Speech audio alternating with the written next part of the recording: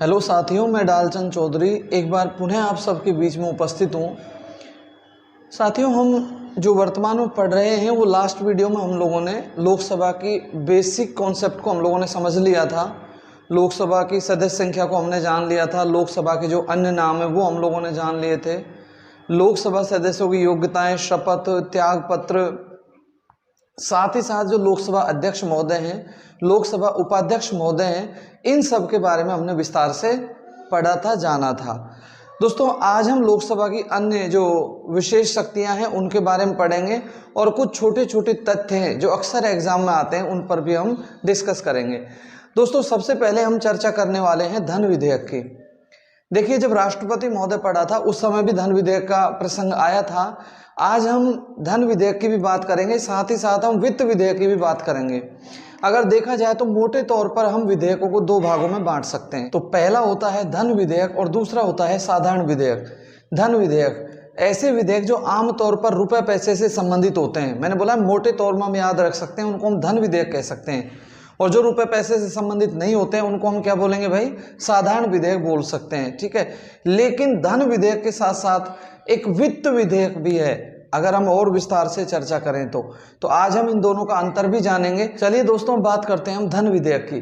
देखिए, धन विधेयक की जो परिभाषा दी गई है वो अनुच्छेद है 110। अभी हम थोड़ी देर में चर्चा करेंगे कि कौन कौन से विधेयक होते हैं जिनको हम धन विधेयक कह सकते हैं। तो उसकी जो डेफिनेशन है वो अनुच्छेद कौन सा है? 110। अगर हम धन विधेयक की बात करें तो धन विधेयक केवल कहाँ पेश होता है भाई? लोकसभा में ही वो पेश होता है। धन विधेयक कभी भी राज्यसभा में पेश नहीं हो सकता, क्योंकि धन विधेयक अपने आप में एक महत्वपूर्ण विधेयक है और चूंकि लोकसभा जनता का सदन है, अतः धन विधेयक कहाँ पेश होता है भाई? तो धन विधेयक कहाँ पेश होता है? लोकसभा में ही पेश होता है। अब जब ये लोकसभा में पेश होगा तो इसको राष्ट्रपति महोदय की अनुमति से ही पेश होगा। हम लोगों ने जब राष्ट्रपति पढ़ा था उस वक्त हम लोगों ने पढ़ा था कुछ विधेयक ऐसे होते हैं जो हमारी संसद में तभी पेश हो सकते हैं जब उनको राष्ट्रपति की अनुमति मिले। तो उनमें धन विधेयक भी एक ऐसा विधेयक है जो कि राष्ट्रपति की अनुमति से ही पेश होता है, ठीक है। तो हमने जाना धन विधेयक की परिभाषा अनुच्छेद 110 में। धन विधेयक केवल लोकसभा में पेश होता है। धन विधेयक जो लोकसभा में पेश होता है वो राष्ट्रपति महोदय की पूर्व अनुमति से पेश होता है। अब कोई अमुक विधेयक धन विधेयक है या नहीं, तो इसका जो विनिर्धारण करते हैं वो करते हैं भाई हमारे स्पीकर महोदय, लोकसभा के अध्यक्ष महोदय। ये जो दोनों सवाल हैं इनमें से हमको प्रश्न पत्रों में सवाल दिखाई देते हैं। अगर हम लास्ट ईयर के प्रश्न पत्रों को देखें तो मैं कहता हूं धन विधेयक किसकी अनुमति से पेश होता है? तो राष्ट्रपति की अनुमति से पेश होता है। और कोई धन विधेयक है या नहीं इसका निर्धारण कौन करेंगे? लोकसभा के अध्यक्ष करेंगे। अच्छा, मैंने पहले कहा था कि जो काम लोकसभा देश में करती है लगभग वही काम राज्यों में कौन करती है? विधानसभा। अगर मैं राज्यों में कहूँ कि राज्यों में धन विधेयक कहाँ पेश होगा? विधानसभा में होगा। किसकी अनुमति से होगा? राज्यपाल की अनुमति से होगा। भाई, देश में राष्ट्रपति महोदय होते हैं, राज्यों में राज्यपाल होते हैं। और कोई विधेयक धन विधेयक है या नहीं इसका राज्यों में निर्धारण कौन करेंगे? तो कौन करेंगे? विधानसभा अध्यक्ष। मतलब प्रोसेस लगभग समान है। तो अगर हम लोगों ने लोकसभा को अच्छे से पढ़ लिया ना तो विधानसभा का कॉन्सेप्ट हमारा एकदम से क्लियर हो जाता है। जो अधिगम कार्य है वो सहज हो जाता है, सुगम हो जाता है और हमें पढ़ने में बड़ी सुविधा रहती है। धन विधेयक मान लीजिए लोकसभा में पेश हो गया, राष्ट्रपति महोदय ने अनुमति दे दी। सदन में जब लोकसभा में वो पेश कर दिया गया है तो फिर उस पर बहस होती है, भाषण होते हैं, ठीक है। और बहस भाषण होने के बाद फिर होता है मतदान। और जब धन विधेयक पर मतदान होता है तो वो किस रूप में होता है भाई? साधारण रूप से। मतलब जब हमारी लोकसभा धन विधेयक को पास करेगी साथियों तो वो किस रूप में पारित करेगी? साधारण रूप से पारित करेगी, ठीक है। कुछ बातें, धन विधेयक को लोकसभा ने पारित कर दिया, अब ये धन विधेयक कहाँ जाएगा भाई? राज्यसभा में जाएगा। अब राज्यसभा मान लीजिए इस धन विधेयक को पास नहीं करती है तो याद रखना साथियों, तो भी ये विधेयक अपने आप पास हो जाएगा। राज्यसभा इसे मैक्सिमम 14 दिन रोक सकती है, बस।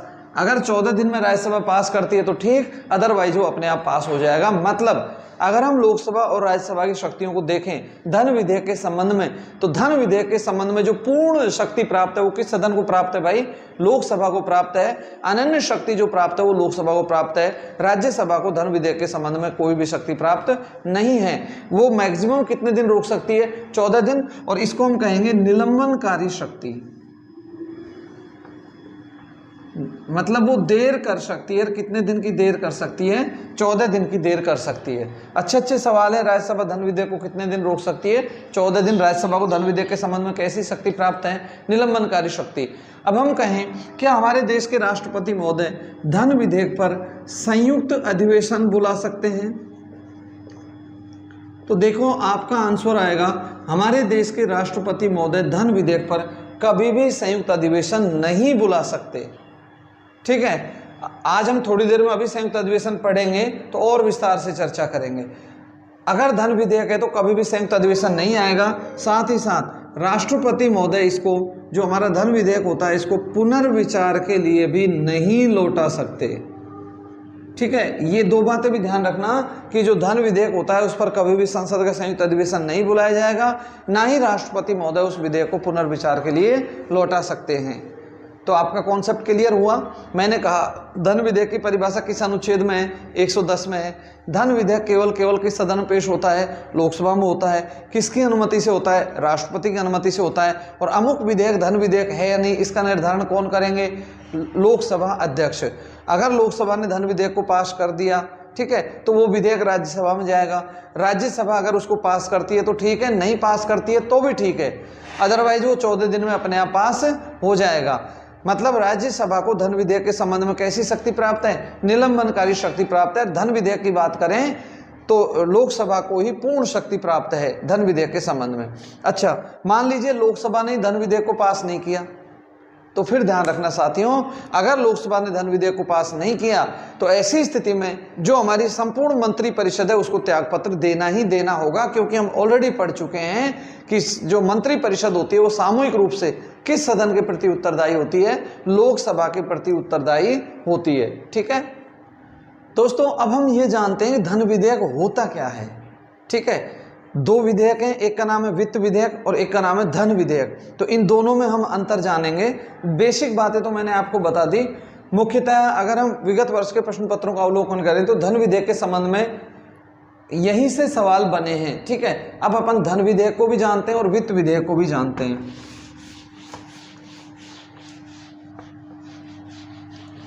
धन विधेयक होता क्या है?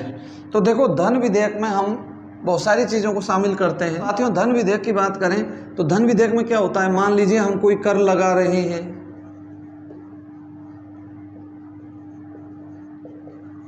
या किसी को कर को कम कर रहे हैं या फिर किसी कर को बढ़ा रहे हैं, तो ध्यान रखना ऐसे जो विधेयक होते हैं भाई वो किस में काउंट होते हैं? धन विधेयक में काउंट होते हैं। अच्छा, हमने दो प्रकार की शक्तियां पढ़ी हैं लास्ट वीडियो जो मैंने आपको बताया है। एक होती है संचित निधि और एक होती है आकस्मिक निधि। अगर हम संचित निधि में कुछ पैसा डाल रहे हैं या उसमें से कुछ पैसा निकाल रहे हैं, ठीक है, आकस्मिक निधि में कुछ पैसा डाल रहे हैं या उसमें से कुछ पैसा निकाल रहे हैं, तो ऐसे जो विधेयक होते हैं वो भी किस में काउंट होते हैं भाई? धन विधेयक में होते हैं। संचित निधि या बात करें आकस्मिक निधि, तो इनमें हम कुछ पैसा डालें या कुछ पैसा निकालें तो वो विधेयक जो होते हैं वो कैसे होते हैं भाई? धन विधेयक में ही काउंट होते हैं। तो हमने जाना अगर हम कोई कर लगा रहे हैं, कम कर रहे हैं या बढ़ा रहे हैं, ठीक है, इसको मैं दूसरी लैंग्वेज में बोलूं तो कर का अधिरोपण, उत्साधन, परिहार, परिवर्तन, विनियमन। और यदि भारत की संचित निधि आकस्मिक निधि में से हम कुछ धन डाल रहे हैं या निकाल रहे हैं तो वो भी विधेयक कैसा होता है भाई? धन विधेयक ही होता है। हमारे देश की जमा पूंजी में से, ठीक है, किसी भी व्यय की घोषणा करना, भाई देश की जो जमा पूंजी है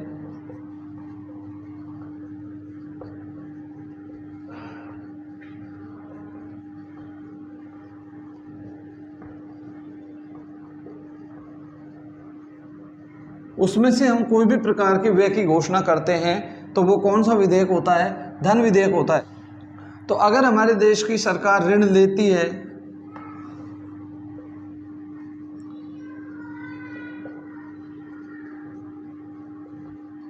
ठीक है। तो ऐसे जो विधेयक होते हैं वो भी किस में काउंट होते हैं भाई, धन विधेयक में होते हैं। तो देखो मोटे रूप से मैंने बताया, हम कोई कर लगा रहे हैं, कोई कर कम कर रहे हैं या करों में वृद्धि कर रहे हैं, तो ऐसी स्थिति में वो धन विधेयक होता है। संचित निधि, आकस्मिक निधि में हम धन डाल रहे हैं या उसमें से निकाल रहे हैं, तो वो भी धन विधेयक होता है।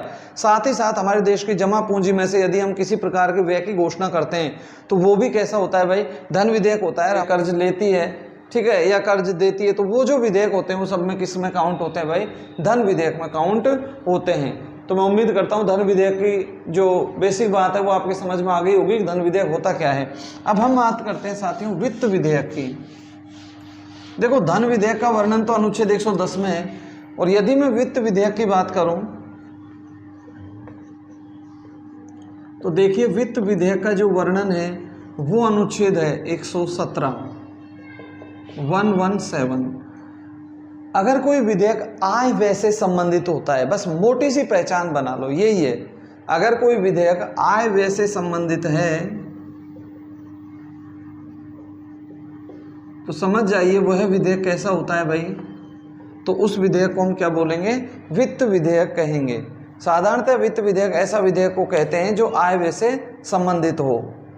साथियों अब हम जानते हैं धन विधेयक और वित्त विधेयक में अंतर क्या है।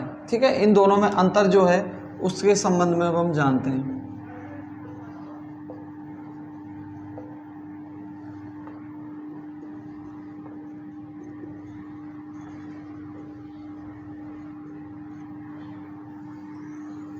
पहला अंतर आपको पता ही है, धन विधेयक का वर्णन किस अनुच्छेद में है, 110 में है, और वित्त विधेयक का वर्णन किस अनुच्छेद में भाई, 117 में है। ठीक है, पहली बात तो ये हुई।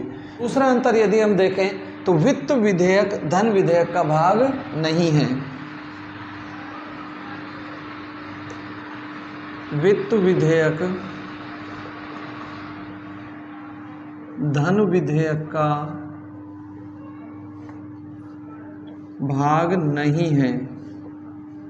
अब इसका उल्टा कर दीजिए तो अब हो जाएगा धन विधेयक वित्त विधेयक का भाग है।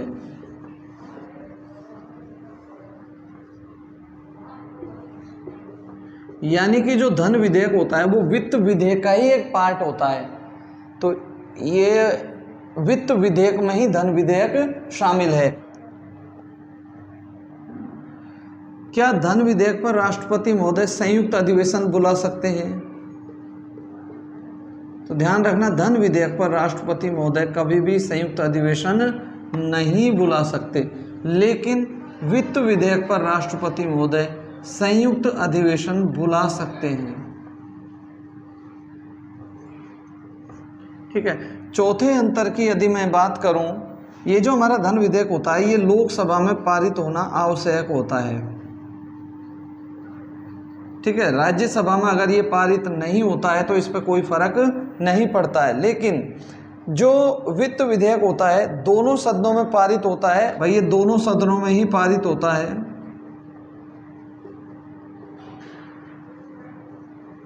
ठीक है, तो ये भी एक अंतर है। और नेक्स्ट अंतर की मैं बात करूं तो उसमें आएगा धन विधेयक जो होता है इसको राष्ट्रपति महोदय पुनर्विचार के लिए नहीं लौटा सकते। पुनर्विचार के लिए धन विधेयक को राष्ट्रपति महोदय वापस नहीं लौटा सकते हैं, लेकिन ये जो वित्त विधेयक होता है इसको राष्ट्रपति महोदय पुनर्विचार के लिए लौटा सकते हैं। तो ये इनमें बेसिक अंतर है, और मैं उम्मीद करता हूँ शायद आपको धन विधेयक और वित्त विधेयक में अंतर अच्छे से समझ में आ गया हो। अब यहाँ पे जब धन विधेयक की बात हो रही है तो क्यों ना हम बजट की भी बात कर लें। देखिए बजट शब्द वैसे हमें लगता है ये इंग्लिश का शब्द है, बेसिकली ये इंग्लिश का वर्ड नहीं है। बजट शब्द है ये मूलतः फ्रांसीसी भाषा का शब्द है, फ्रांसीसी भाषा के बजूटो शब्द से मिला है, और इसका मतलब होता है चमड़े का थैला। हमारे देश में आधुनिक समय में जो पहली बार बजट पेश आया हुआ था, तो पहली बार जो बजट आया था वो 1860 में आया था, और 1860 में जो बजट आया था वो जेम्स विल्सन ने पेश किया था। इसीलिए हमारे देश में याद रखना, जेम्स विल्सन को बजटीय पद्धति का जनक माना जाता है। और एक मजे की बात और, पूरे संविधान में कहीं पर भी बजट शब्द का उल्लेख नहीं है, अपितु हमारे देश में बजट शब्द की जगह एक और शब्द आया है और वो शब्द है वार्षिक वित्तीय विवरण। वार्षिक वित्तीय विवरण, ये एक वर्ड है जो हमारे संविधान में आया है। बजट शब्द का उल्लेख भारतीय संविधान में कहीं पर भी नहीं है। अगर मैं कहता हूँ हमारे देश में पहली वित्त मंत्री महिला कौन हुई है तो श्रीमती इंदिरा गांधी, ठीक है। दूसरी महिला वित्त मंत्री कौन है जिन्होंने बजट पेश किया है, आप जानते ही वर्तमान में निर्मला सीतारमण जी, ठीक है। अच्छा, रेल बजट और हम आम बजट की भी बात कर लेते हैं। देखो, ये जो बजट आया था 1860 में जेम्स विल्सन ने पेश किया था। 1921 में दोस्तों एक समिति बनी थी, आर्थर एकवर्थ, और ये जो आर्थर एकवर्थ समिति बनी थी इसमें भाई टोटल 10 सदस्य थे और इस कमेटी की सिफारिश पर हमारे देश में पहली बार रेल बजट और जो आम बजट है इनको अलग अलग कर दिया गया, सेपरेट कर दिया गया। तो ये हमारे देश में हुआ था 1924-25 में। आम बजट अलग हो गया और रेल बजट अलग हो गया, ठीक है। तो रेल बजट आम बजट जो हमारे यहाँ अलग हुए वो किस समिति की सिफारिश पर हुए थे? आर्थर एकवर्थ समिति। इसका गठन कब हुआ था? 1921। और ये बजट कब से अलग आ रहे हैं भाई? 1924-25 से ये बजट अलग आ रहे हैं। 21 सितंबर 2016 इसको हमारे देश में घोषणा की जाती है कि ये जो रेल बजट और आम बजट अलग अलग आते हैं, अब ये दोनों अलग अलग नहीं आएंगे और ये आम बजट के रूप में ही आएंगे। ये घोषणा 21 सितंबर 2016 को हुई। तो अब ये दोनों बजट एक ही जगह आते हैं। 2017 का जो हमारा बजट आया, ठीक है, वो भाई आम बजट एक ही जगह आया। और एक बात और याद रखना, पहले जो हमारा आम बजट आता था वो फरवरी के अंतिम दिन आता था और अब जो आम बजट की तारीख है वो फिक्स कर दी है और वो तारीख है 1 फरवरी। तो अब हमारा जो आम बजट आता है वो कौन सी तारीख को आता है भाई? 1 फरवरी को आता है। तो ये भी आप ध्यान रखना। अच्छा, ये जो बजट पहले अलग अलग आते थे अब एक जगह आते हैं, ये जो परंपरा है तो इसमें अंतर देखें तो लगभग ये अंतर कितने साल का हो जाता है भाई? लगभग 92 वर्षों में ये परंपरा टूटी है। तो ये बजट से संबंधित कुछ बातें थी जो मैंने आपके सामने रखी। दोस्तों, अब हम बात करते हैं महत्वपूर्ण टॉपिक अविश्वास प्रस्ताव की। देखो, अविश्वास प्रस्ताव के बारे में हम विस्तार से पढ़ेंगे। अविश्वास प्रस्ताव की यदि हम बात करें तो आम तौर पर इसे विपक्ष लेके आता है, ठीक है। अगर विपक्ष को लगता है कि सरकार ने लोकसभा में अपना बहुमत खो दिया है या सरकार ने लोकसभा में अपना विश्वास खो दिया है, तो ऐसी स्थिति में जो लोकसभा के सदस्य होते हैं 50 सदस्य, वो लिखित में लोकसभा अध्यक्ष को देते हैं कि सरकार ने अपना बहुमत खो दिया है। एक तो ये स्थिति होती है अविश्वास प्रस्ताव आने की, तो इसे आमतौर पर विपक्ष लेके आता है। इसके साथ ही ये भी याद रखना, इसे कभी कभी विशेष परिस्थितियों में सत्ता पक्ष भी अविश्वास प्रस्ताव को ला सकता है। तो दोस्तों, इसे मुख्य तौर पर विपक्षी पार्टी ही लेके आती है। और विपक्षी पार्टी कितने सदस्य लेके आते हैं भाई? 50 सदस्य लिखित में देते हैं। अब क्या होता है, जो मंत्री परिषद होती है उसको हम 14 दिन पहले सूचना देते हैं कि भाई आपके खिलाफ अविश्वास प्रस्ताव लाया जा रहा है। अब एक नियत दिन बैठक होती है, बैठक होने के बाद में सदन में चर्चा होती है, चर्चा के बाद में फिर मतदान होता है।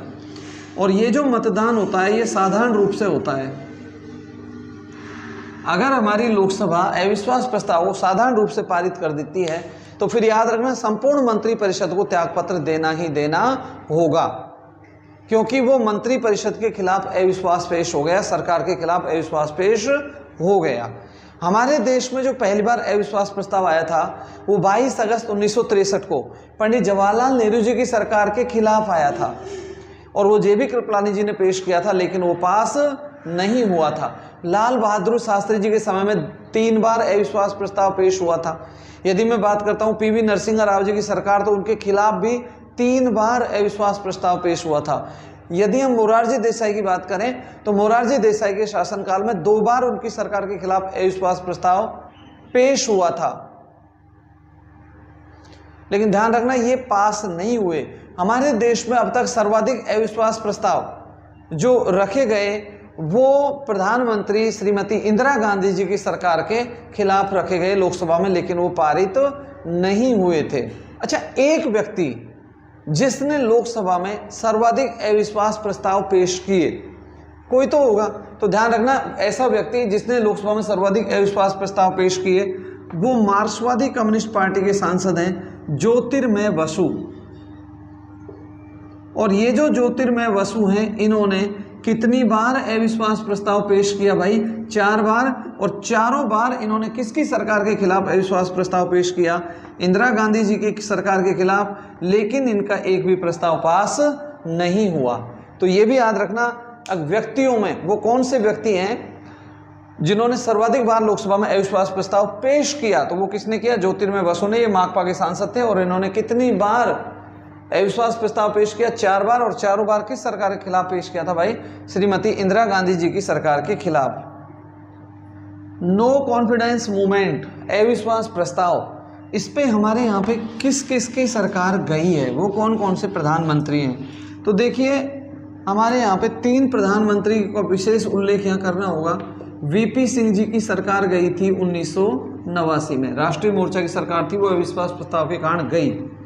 एचडी देवगौड़ा जी की सरकार 1997 में गई, ठीक है, तो ये भी अविश्वास प्रस्ताव कारण गई।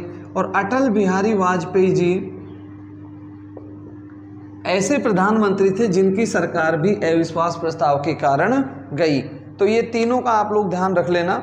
एक अविश्वास प्रस्ताव पेश हो गया और मान लो वो प्रस्ताव लोकसभा में पास नहीं हुआ और विपक्ष पुनः अविश्वास प्रस्ताव लाना चाहता है, तो वो कितने समय बाद लाएगा? देखना भाई, इसके लिए 6 महीने की अवधि निर्धारित है। मतलब 2 अविश्वास प्रस्तावों के बीच में कम से कम कितने महीने का अंतर होना चाहिए? 6 महीने का अंतर होना चाहिए। तो दोस्तों ये तो अविश्वास प्रस्ताव की बात थी। अब हम देखते हैं विश्वास प्रस्ताव को। विश्वास प्रस्ताव भी केवल और केवल कहाँ आता है भाई? लोकसभा में, ठीक है। विश्वास प्रस्ताव को सत्ता पक्ष स्वयं लेके आता है, सरकार स्वयं लेके आती है, ठीक है। और इसमें सत्ता पक्ष अपना बहुमत सिद्ध करता है। याद रखना, अगर यहाँ पर सत्ता पक्ष अपना बहुमत सिद्ध नहीं कर पाया तो फिर उसको संपूर्ण मंत्रिपरिषद को त्यागपत्र देना होगा। और ऐसा हमारे देश में हो चुका है। 2 प्रधानमंत्री ऐसे हैं जिन्होंने लोकसभा का विश्वास मत हासिल करने से पहले ही त्यागपत्र दे दिया, ठीक है। चौधरी चरण सिंह जी जिन्होंने लोकसभा का एक भी दिन सामना नहीं किया, उन्होंने विश्वास मत हासिल करने से पहले ही त्यागपत्र दे दिया था। साथ ही अटल बिहारी वाजपेयी भी ऐसे प्रधानमंत्री हुए हैं जिन्होंने लोकसभा में विश्वास मत हासिल करने से पहले ही त्यागपत्र दे दिया था। तो ये कुछ विश्वास मत से संबंधित बातें। एक बात ध्यान रखना, विश्वास मत हो चाहे अविश्वास मत हो, इनको राज्यसभा को पास करने की कोई आवश्यकता नहीं है, क्योंकि जनता का जो सदन होता है वो कौन सा होता है? लोकसभा। तो विश्वास मत हो चाहे अविश्वास मत हो, ये दोनों जो प्रस्ताव होते हैं वो साधारण बहुमत से किस सदन में पारित होते हैं भाई? तो ये पारित होते हैं लोकसभा में। अब हम बात करते हैं दोस्तों संयुक्त अधिवेशन की। संसद का संयुक्त अधिवेशन, देखिए जब राष्ट्रपति महोदय पढ़ा था तब भी मैंने इसके बारे में आपको काफ़ी कुछ बताया था। क्या हमारे देश में जो लोकसभा और राज्यसभा के सदस्य हैं इनका संयुक्त अधिवेशन बुलाया जा सकता है? बिल्कुल बुलाया जा सकता है। तो अगर हमारे यहाँ पे संयुक्त अधिवेशन बुलाया जाएगा तो उसका वर्णन कौन से अनुच्छेद में है? तो देखिए वो अनुच्छेद 108 है। संयुक्त अधिवेशन कौन बुलाते हैं? तो राष्ट्रपति महोदय संयुक्त अधिवेशन को बुलाते हैं।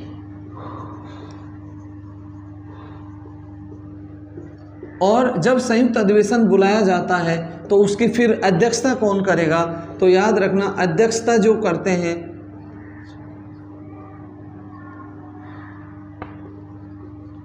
वो करते हैं भाई लोकसभा के अध्यक्ष।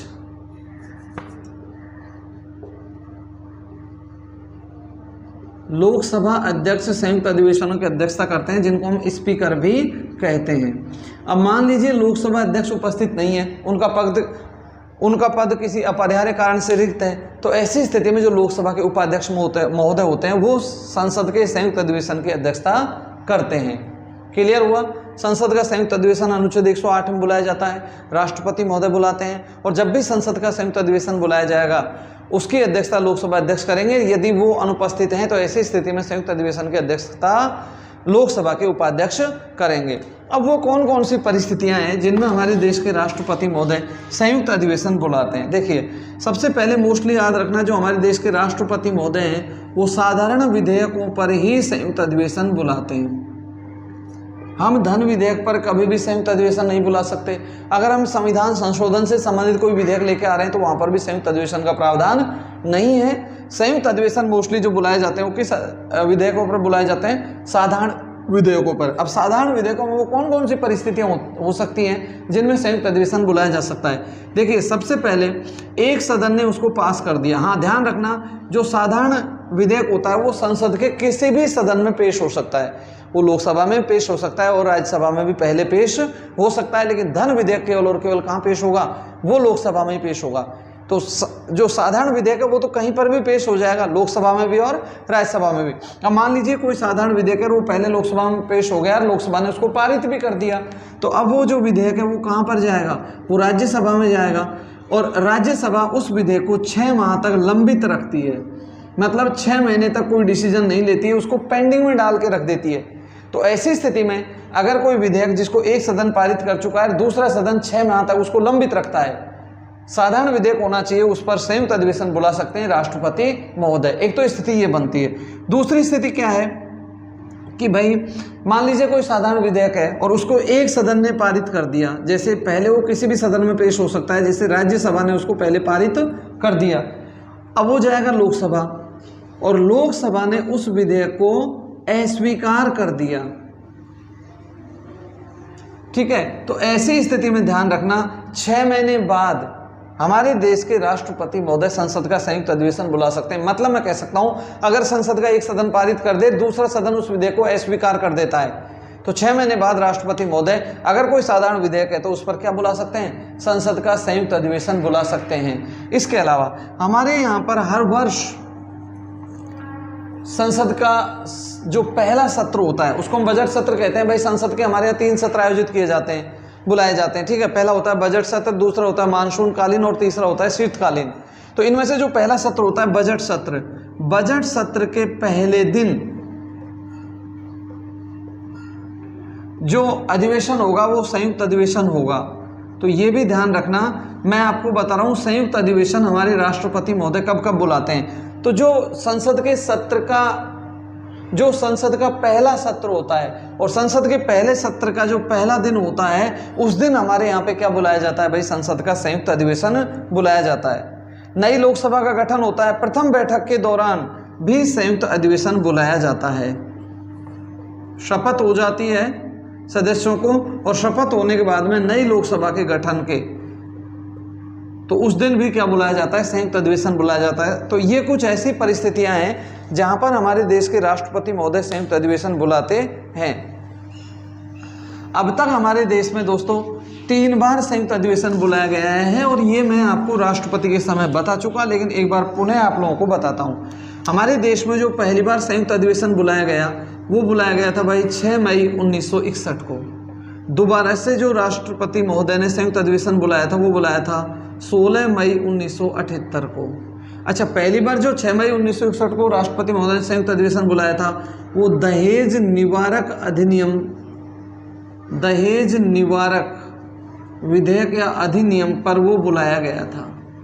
दोबारा से जो 1978 में बुलाया गया दोस्तों, ये बैंकिंग सेवा विधेयक से संबंधित था। और तिबारा से हमारे देश में जो संयुक्त अधिवेशन बुलाया गया वो बुलाया गया 2002 में, और ये अटल बिहारी वाजपेयी जी के समय आया था। और इस समय जो हम लोगों ने कानून पास किया था पोटा, आतंकवादी विरोधी, ये एक अधिनियम था जिसके लिए हमने संयुक्त अधिवेशन बुलाया। तो अब तक हमारे देश में 3 संयुक्त अधिवेशन बुलाए जा चुके हैं। जो मैंने वो कौन से व्यक्ति थे जिन्होंने तीनों ही संयुक्त अधिवेशनों में भाग लिया? तो वो अटल बिहारी वाजपेयी जी थे, जिन्होंने जो पहला संयुक्त अधिवेशन हुआ था उसमें भाग लिया था, दूसरा में भाग लिया था और तीसरे में भी भाग लिया था। हाँ भाई, अब हम बात करते हैं साथियों सदन के नेता की, लोकसभा के नेता की। देखिए, आमतौर पर हमारा जो लोकसभा का नेता होता है वो प्रधानमंत्री होता है। अब आप कहोगे भाई आपने आमतौर पर क्यों लगाया? देखिए, अगर मान लीजिए हमारे प्रधानमंत्री महोदय लोकसभा के सदस्य नहीं है, वो राज्यसभा से हैं, तो ऐसी स्थिति में जो प्रधानमंत्री महोदय हैं वो लोकसभा के नेता नहीं बन पाएंगे क्योंकि वो राज्यसभा से हैं। तो ऐसी स्थिति में फिर प्रधानमंत्री कहाँ का नेता बनेंगे? वो राज्यसभा के ही नेता होंगे। जैसे हमारे यहाँ पे 4 प्रधानमंत्री ऐसे हुए हैं जो राज्यसभा से आए हैं। जैसे पहले प्रधानमंत्री जो राज्यसभा से आए श्रीमती इंदिरा गांधी, दूसरे प्रधानमंत्री HD देवगौड़ा, तीसरे प्रधानमंत्री इंद्र कुमार गुजराल और चौथे प्रधानमंत्री जो राज्यसभा से आए वो मनमोहन सिंह थे। ये चारों ही प्रधानमंत्री लोकसभा के नेता इसलिए नहीं बन पाए क्योंकि ये किस सदन के सदस्य थे भाई? राज्यसभा के। तो फिर ये राज्यसभा के ही नेता रहे। मतलब अगर हमारा प्रधानमंत्री राज्यसभा से है तो फिर वो राज्यसभा का नेता रहेगा। ये जो हमारे सदन के नेता होते हैं इनका काम क्या होता है भाई? संसदीय कार्यों में पीठासीन अधिकारी की सहायता करते हैं, अधिवेशन बुलाने या समाप्त करने की तारीखों का ये सुझाव देते हैं। तो मैं उम्मीद करता हूँ आपके लोकसभा का नेता समझ में आ गया होगा। एक बार पुनः बता देता हूँ, लोकसभा का नेता हमारे यहाँ पे आमतौर पर प्रधानमंत्री होता है, और यदि हमारे प्रधानमंत्री महोदय लोकसभा से नहीं है तो ऐसी स्थिति में वो राज्यसभा के नेता होंगे। लोकसभा का नेता फिर किसी सीनियर कैबिनेट मिनिस्टर को बनाया जाएगा। ठीक है, तो ये हो गया हमारा लोकसभा का नेता। दोस्तों अब हम पढ़ेंगे विपक्ष का नेता। भाई लोकसभा का नेता तो हो गया, अब विपक्ष का नेता भी हम देखते हैं। देखिए विपक्ष का नेता का जो पद है इसको हम लोगों ने 1969 में सृजित किया। 1969 में ये पद सृजित हुआ था। और याद रखना दोस्तों 1977 में इस पद को वैधानिक मान्यता प्रदान की गई। वैधानिक मान्यता। विपक्ष का जो नेता होता है इसको कैबिनेट मंत्री के बराबर का दर्जा दिया गया है। मतलब जो कैबिनेट मंत्री को सारी सुविधाएं मिलती हैं वही किसको मिलती हैं? विपक्ष के नेता को मिलती हैं। तो याद रखो विपक्ष के नेता का पद 1969 में सृजित हुआ। इसको वैधानिक मान्यता जो दी गई थी वो 1977 में दी गई। कैबिनेट मंत्री के बराबर इसको सुविधाएं मिलती हैं। हमारे देश में मान्यता प्राप्त लोकसभा में प्रथम विपक्ष का नेता कौन बना? तो ध्यान रखना दोस्तों वो थे YV चौहान, और ये बने थे 1977 में। वैधानिक मान्यता 1977 में मिली। तो यहीं पर जो प्रथम मान्यता प्राप्त विपक्ष का नेता लोकसभा में बने वो YV चौहान जी 1977 में बने। और राज्यसभा में जो पहली बार विपक्ष का नेता बना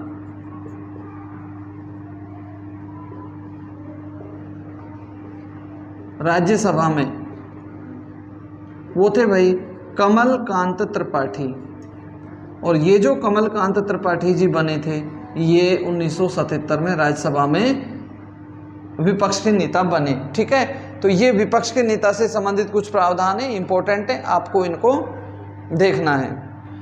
अच्छा, एक और अच्छा सवाल, विपक्ष के नेता के रूप में मान्यता कौन प्रदान करता है? चलो मैं आपको ऑप्शन देता हूँ, राष्ट्रपति, प्रधानमंत्री, लोकसभा अध्यक्ष, या इनमें से कोई नहीं। तो ध्यान रखना विपक्ष के नेता के रूप में जो मान्यता देता है लोकसभा में वो महोदय होते हैं लोकसभा के अध्यक्ष, हमारे स्पीकर महोदय। मतलब ध्यान रखना अगर विधानसभा में जैसे विपक्ष के नेता को मान्यता देगा तो विधानसभा अध्यक्ष देंगे। अगर संबंधित सदन का जो सदस्य जो संबंधित सदन के जो अध्यक्ष होते हैं या सभापति होते हैं वही विपक्ष के नेता के रूप में मान्यता प्रदान करते हैं। ठीक है, अब हम बात करते हैं त्रिशंकु लोकसभा की। ये वर्ड आपने सुना होगा। देखो ये छोटी छोटी चीज़ें हैं और ये कई बार एग्जाम में आ जाती हैं। त्रिशंकु लोकसभा की यदि मैं बात करूं तो अगर लोकसभा में किसी भी दल को पूर्ण बहुमत नहीं मिलता है तो ऐसी स्थिति में जो हमारी लोकसभा होती है उसको हम क्या कहते हैं भाई?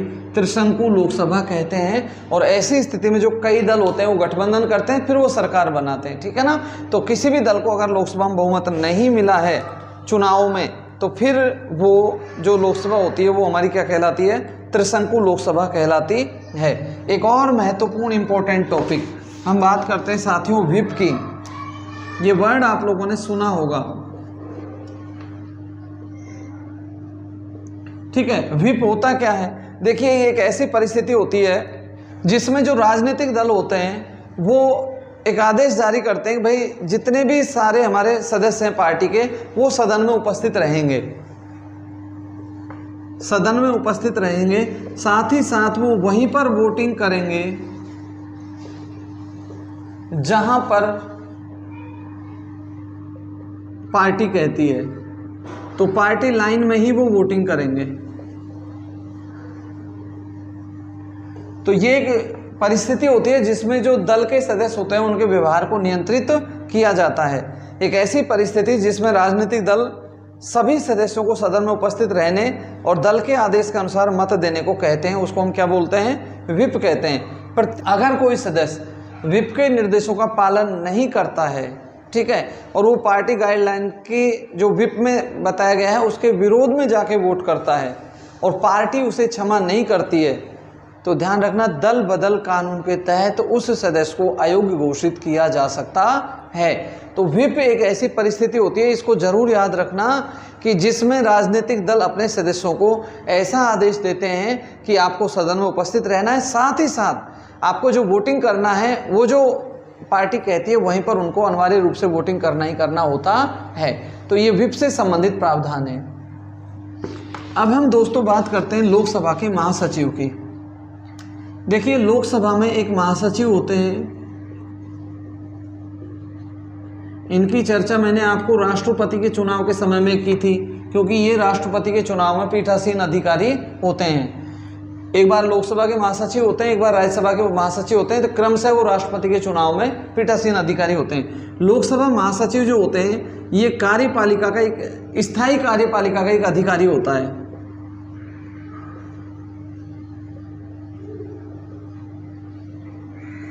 स्थायी कार्यपालिका का अधिकारी, और ये दलगत राजनीति से अलग होते हैं। दलगत राजनीति से ऊपर होते हैं ये। इसके अलावा इनकी जो नियुक्ति की जाती है भाई, वो नियुक्ति की जाती है हमारे लोकसभा अध्यक्ष के द्वारा, ठीक है। 60 वर्ष की आयु तक ये अपने पद पर बने रहते हैं। एक अच्छा सवाल कि लोकसभा महासचिव किसके प्रति उत्तरदायी होता है, तो लोकसभा महासचिव जो होते हैं वो किसके प्रति उत्तरदायी होते हैं भाई, स्पीकर के प्रति उत्तरदायी होते हैं। देखो, हमको पता है राष्ट्रपति महोदय संसद के सत्र बुलाते हैं, और जब संसद के सत्र बुलाते हैं तो राष्ट्रपति की ओर से जो संसद सदस्यों को आमंत्रण पत्र भेजा जाता है वो किसके द्वारा भेजा जाता है, लोकसभा महासचिव के द्वारा ही भेजा जाता है। तो आपने जाना ये कार्यपालिका का एक स्थायी पदाधिकारी होता है। सॉरी, इसको ऐसे लिख लो, ये कार्यपालिका का स्थायी अधिकारी होता है या स्थायी पदाधिकारी होता है। साथ ही साथ ये दलगत राजनीति से अलग होता है। नियुक्ति लोकसभा अध्यक्ष करते हैं इसकी। 60 वर्ष की आयु तक ये अपने पद पर रहता है, और महासचिव राष्ट्रपति की ओर से सदन के जो अधिवेशन में उपस्थित होने के लिए सदस्यों को ये आमंत्रित करते हैं, और ये लोकसभा अध्यक्ष के प्रति उत्तरदायी होते हैं। जब भी राष्ट्रमंडल अध्यक्षों का देश में सम्मेलन होता है, राष्ट्रमंडल अध्यक्ष इनका अगर हमारे देश में सम्मेलन होगा तो उसका पदेन महासचिव जो होते हैं वो कौन होते हैं भाई, लोकसभा महासचिव होते हैं। हमारे देश में अगर कोई पहली महिला लोकसभा महासचिव बनी है तो वो बनी है स्नेहलता श्रीवास्तव। पहली महिला जो लोकसभा महासचिव बनी वो कौन है, स्नेहलता श्रीवास्तव। तो मैं उम्मीद करता हूँ लोकसभा महासचिव का पद आपके अच्छे से समझ में आ गया होगा। अब दोस्तों हम छोटी छोटी बातों पे गौर करते हैं, और ये विगत वर्ष के प्रश्न पत्रों में हमको दिखाई भी देती हैं। मैं कहता हूँ कि बताइए बजट के साथ वो कौन कौन से विधेयक हैं जो हमारे लोकसभा में पेश होते हैं। तो देखो, बजट के साथ एक तो वित्त विधेयक पेश होता है, साथ ही साथ विनियोग विधेयक भी पेश होता है, ठीक है। एक ये इंपॉर्टेंट सवाल है। एक दूसरा सवाल, कटौती प्रस्ताव किससे संबंधित है तो कटौती प्रस्ताव जो संबंधित है वो किससे संबंधित है भाई, बजट से संबंधित है। अच्छा सवाल है। और यदि मैं कहता हूं ये हमारे जो भूतपूर्व सांसद महोदय होते हैं इनको पेंशन मिलती है, तो ये जो भूतपूर्व सांसद महोदय हैं इनको पेंशन की जो व्यवस्था हुई है ये 42वां संवैधानिक संशोधन 1976 के द्वारा हुई है। याद रखना, अब तक जितने भी संविधान संशोधन हुए इनमें सबसे बड़ा संविधान संशोधन कौन सा हुआ है, 42वां। सप्ताह का जो शुक्रवार होता है ये लोकसभा में गैर सरकारी कार्यों के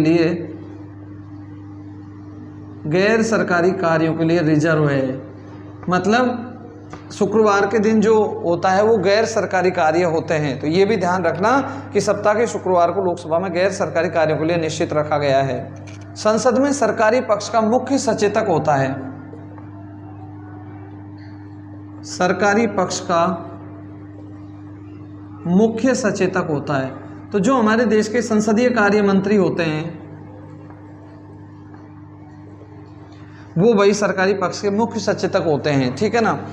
अब तक कोई प्रधानमंत्री ऐसे होंगे जिन्हों को लोकसभा में सर्वाधिक बहुमत मिला है। स्पष्ट बहुमत तो बहुतों को मिला है, लेकिन सर्वाधिक सीटें किस प्रधानमंत्री के समय में मिली या किस पार्टी को मिली? तो ध्यान रखना, 8वीं लोकसभा जो थी उसमें किसी भी दल को सर्वाधिक सीटें मिली, 403 सीटें मिली थी और ये कांग्रेस को मिली थी। और इस समय हमारे जो प्रधानमंत्री बने थे वो बने थे राजीव गांधी जी।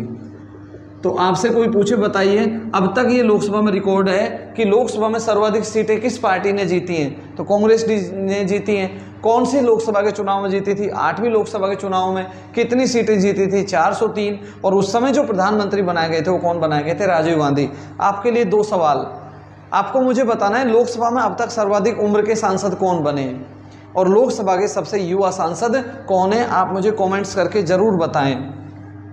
अब हम लोकसभा में महिला सांसदों की बात करते हैं।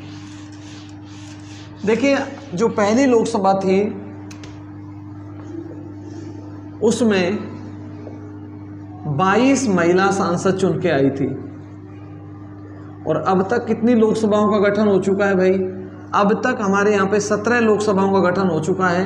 तो 17वीं लोकसभा जिसके चुनाव 2019 में हुए थे, तो 2019 में 78 महिलाएं हमारे यहाँ सांसद के रूप में लोकसभा में निर्वाचित होकर आई। तो याद रखना, अब तक सर्वाधिक महिलाएं जिस लोकसभा में चुनी गई हैं वो लोकसभा कौन सी है भाई? 17वीं लोकसभा है। अगर एक निश्चित वैध मतों का हमारे लोकसभा सांसद नहीं प्राप्त कर पाते हैं तो उनकी जमानत राशि जब्त हो जाती है। और ये जमानत राशि तब जब्त होती है जब वैध मतों का कोई भी प्रत्याशी कितना भाग प्राप्त नहीं कर पाता है? 1/6, मतलब तो लगभग वो 16% मत अगर प्राप्त नहीं कर पाता है तो ऐसी स्थिति में उसकी जमानत राशि जब्त हो जाती है। दोस्तों, अब हम बात करते हैं परिसीमन आयोग की।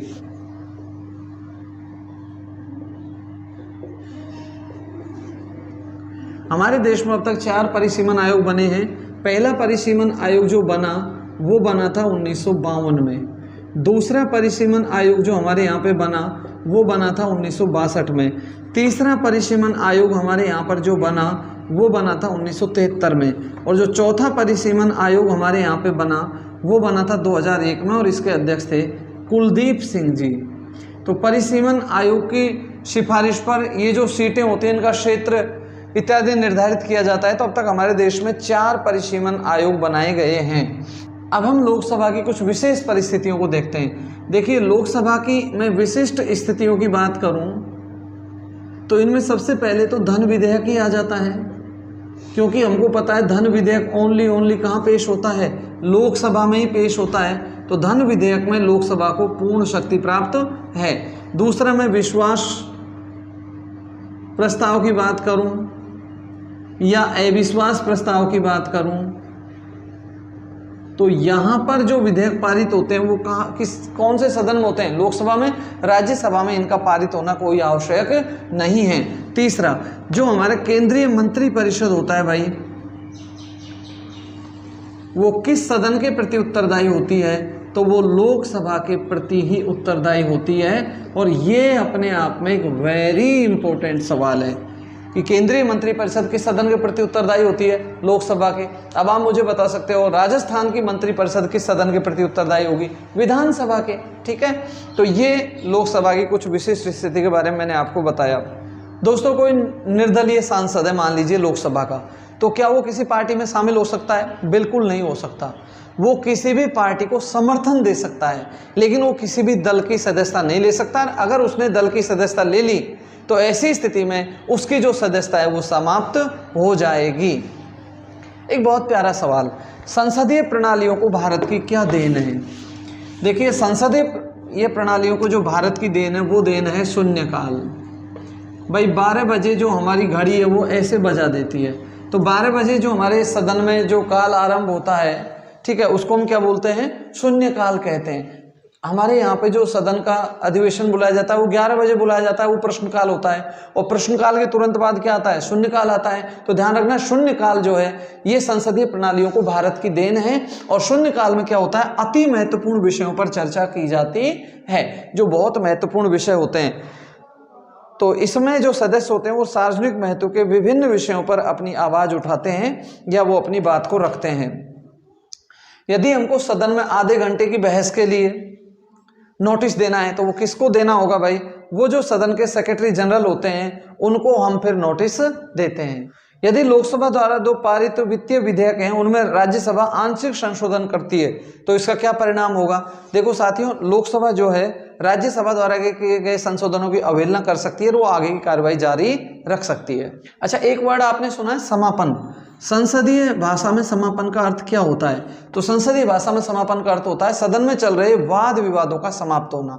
ठीक है, अगर संसद में जो वाद विवाद चल रहे हैं उनको समाप्त कर देते हैं तो उसको फिर हम क्या बोल देते हैं भाई, समापन बोलते हैं। साथियों, भारत में चुनाव नियमों के अनुसार जो जैसे लोकसभा में जो चुनाव प्रचार के लिए समय मिलता है किसी प्रत्याशी को, तो वो कब तक चुनाव प्रचार कर सकता है, मतदान समाप्त होने से 48 घंटे पहले तक वो चुनाव प्रचार कर सकता है। प्रथम आम चुनाव जो 1952 में हुए थे उनकी अवधि 100 दिवस की थी। अच्छा, चुनाव के समय जो राष्ट्रीय राज्य दल होते हैं इनको आकाशवाणी दूरदर्शन पर जो प्रचार के लिए निःशुल्क समय दिया जाता है वो किस आधार पर दिया जाता है, तो ध्यान रखना, पिछले लोकसभा चुनाव में दल का प्रदर्शन रहा था उसी के आधार पर उनको चुनाव प्रचार के लिए निःशुल्क आकाशवाणी और दूरदर्शन पर दिया जाता है। लोकसभा के प्रत्येक सदस्य को उसके निर्वाचन क्षेत्र में व्यय करने के लिए जो पैसे दिए जाते हैं वो कौन से निधि से आते हैं, तो ध्यान रखना, वो जो निधि है उसका नाम है सांसद निधि कोष। ये जो सांसद निधि कोष है इसकी व्यवस्था हमारे देश में 1993 से की गई है। ठीक है, 1993 से, और इस समय हमारे जो प्रधानमंत्री थे वो थे पीवी नरसिम्हा राव जी। तो इनके समय में से सांसद निधि कोष की व्यवस्था 1993 से आरंभ हुई है, और लोकसभा का जो प्रत्येक सदस्य होता है वो अपने निर्वाचन क्षेत्र के विकास के कार्यों पर व्यय करने के लिए इस निधि कोष में से पैसों की अभिशंसा कर सकते हैं। तो वर्तमान में बात करें तो वर्तमान में हमारे यहाँ पे लोकसभा सदस्यों को 5 करोड़ रुपए प्रति वर्ष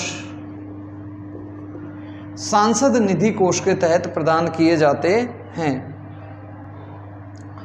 तो दोस्तों, ये लोकसभा की कुछ विशिष्ट स्थितियां और लोकसभा के जो जितने भी आयाम हो सकते थे, जहां तक मैं सोच सकता था वो मैंने सारी चीज़ों पर आपसे डिस्कस किया। मैं उम्मीद करता हूं कि आप लोग इससे ज़रूर लाभ उठाएंगे। तो साथियों, आज हम इतना ही पढ़ेंगे। अगले वीडियो में आपसे फिर मुलाकात होगी, तब तक के लिए नमस्कार।